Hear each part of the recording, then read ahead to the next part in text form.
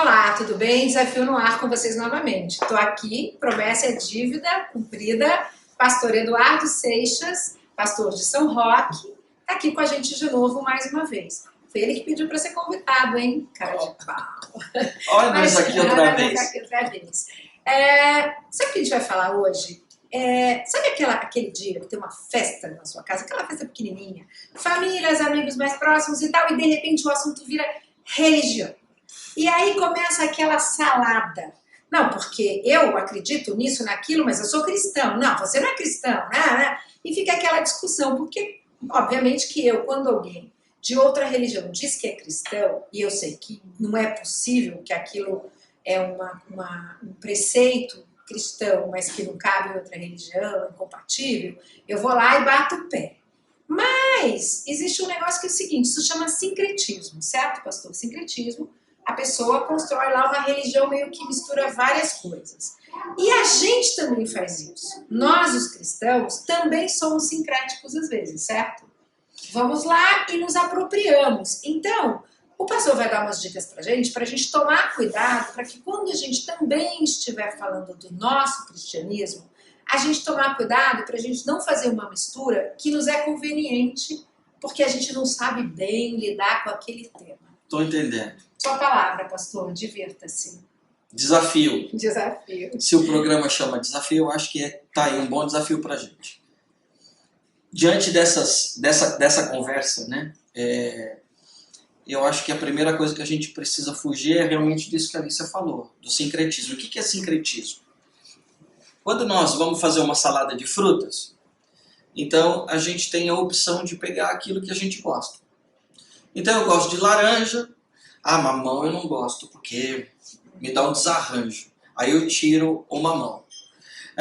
Eu gosto de maçã. Manga. Eu gosto de manga. Uma banana. Melancia. Melancia eu não gosto. Então na minha salada de fruta não vai melancia. A fé não é isso. Principalmente o cristianismo. Se nós estamos dizendo ser cristão, é não ser sincrético. E ser sincrético é você colocar na sua salada de fruta aquilo que te convém, aquilo que você gosta. Então, tá aí um baita de um desafio. Mesmo porque, se eu conheço a fé em Cristo Jesus, eu estou assumindo para mim os princípios do reino. E os princípios do reino são inegociáveis. Existem alguns temas na Bíblia que são complicados. E nós precisamos entender que eu não posso escolhê-los ou excluí-los. Deixa eu só falar uma coisa. Você está querendo dizer que em questão de fé cristã, não dá para a gente bolar a receita. Não. A receita está pronta. A gente vai seguir aquela receita. Por isso que eu falo que é um baita desafio. Sim. Porque muitas vezes a gente quer manter a amizade das pessoas, eu quero que a minha imagem não fique abalada. Então, muitas vezes, as pessoas acabam até se deixando levar pelo argumento das pessoas, se deixando levar por aquilo que as pessoas estão dizendo, justamente para a gente não estremecer a amizade. E talvez até para a gente fugir um pouco desse estereótipo de que nós somos intransigentes. O cristão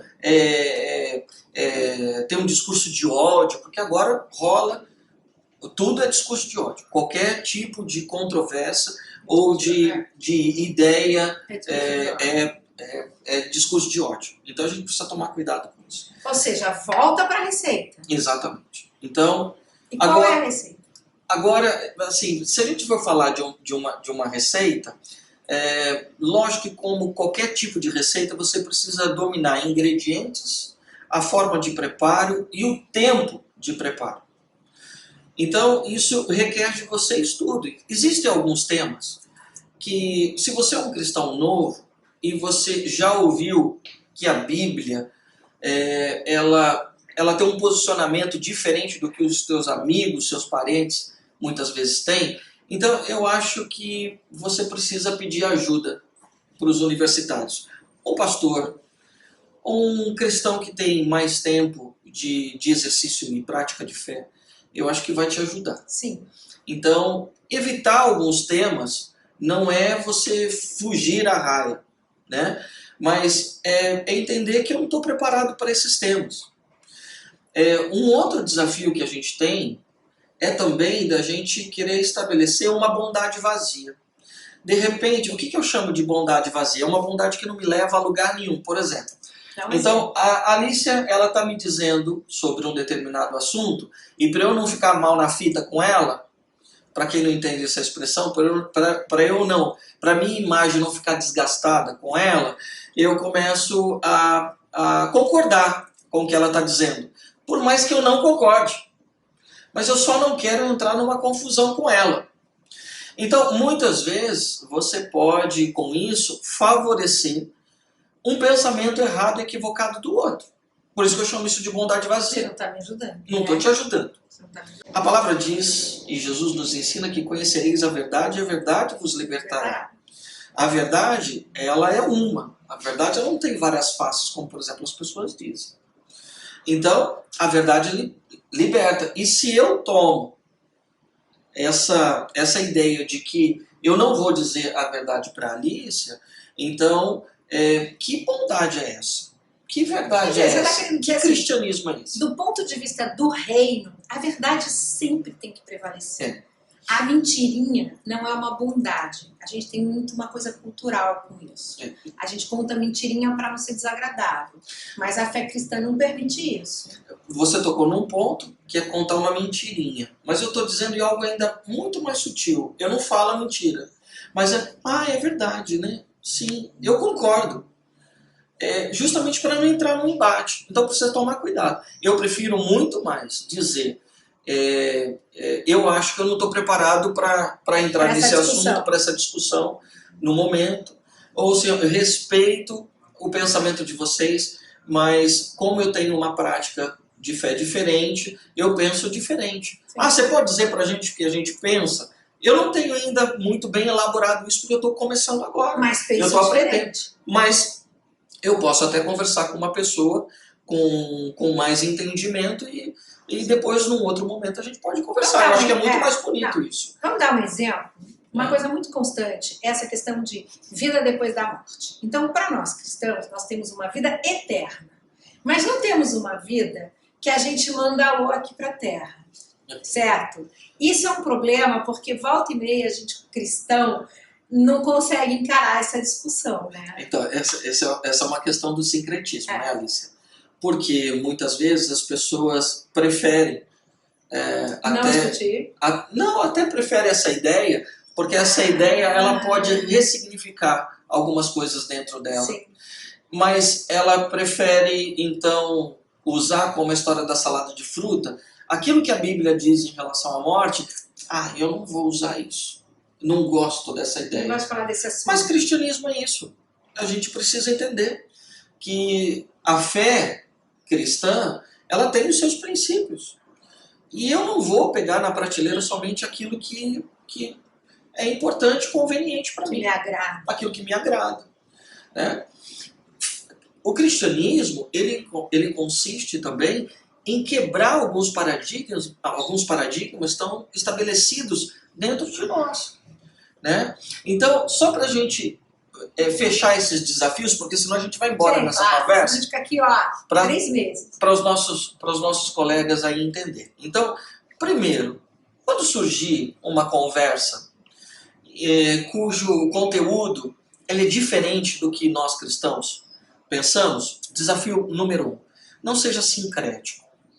No sentido de que você não vai emitir a sua opinião porque você resolveu escolher alguns princípios cristãos e outros não.